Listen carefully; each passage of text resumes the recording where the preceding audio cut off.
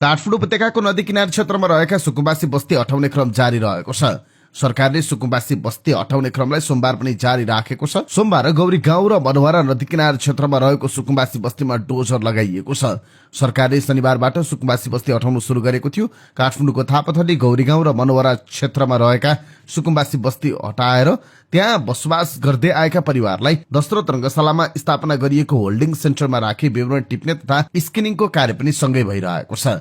स्क्रिनिङपछि वास्तविक सुकुम्बासीको पहिचान गरी उनीहरूलाई शहरी विकास मन्त्रालय तथा मातहतका निकायले व्यवस्था गरेका विभिन्न स्थानका भवनहरूमा खाने बस्ने सुविधा सहित अस्थायी रूपमा स्थानान्तरण गर्ने जनाइएको छ।